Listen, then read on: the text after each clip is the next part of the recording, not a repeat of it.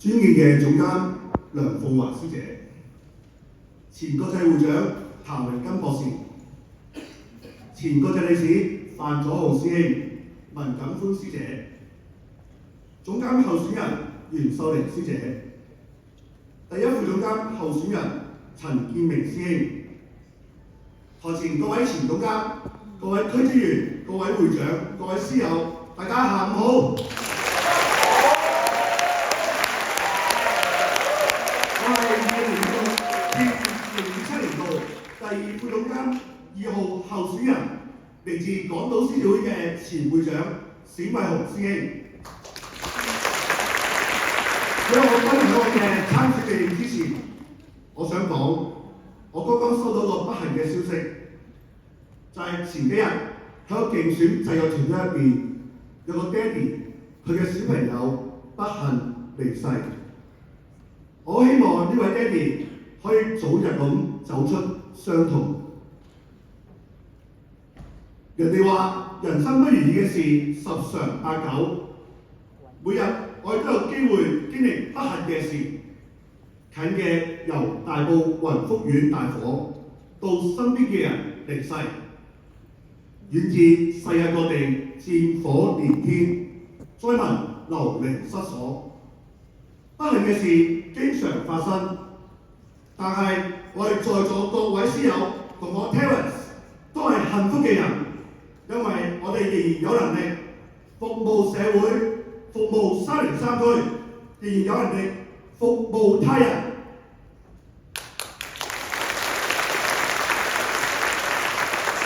我感恩師傅一路以嚟俾咗好多成長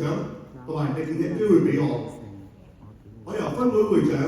到分會主席、分區主席，到唔同嘅委員會、聯屬團體、國際交流等嘅唔同崗位，每一份職務其實都係一份責任，每一份經歷都令我更加清楚獅子會港澳303區嘅需要、分會嘅需要、師友同埋受眾嘅需要。由宣布參選到今日，我從未敢停下腳步。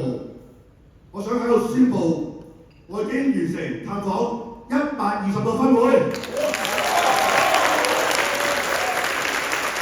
而家我籌備咗2場春茗團拜，2場選舉521場選舉萬熱，好開心能夠聆聽到大家對303區嘅心聲。你哋每一句説話，我都擺喺心入邊，牢牢咁記住。我亦都不斷思考點樣先至可以令到303區更有溫度、更有力量、更加團結同埋更添思源。我由始至終都係本着一顆向善心，希望將施愛發揮到每一個社群。我已經準備好全程付出、全力擔當、全程負責，同埋凡事有交代嘅準備，讓在座各位拋票嘅人。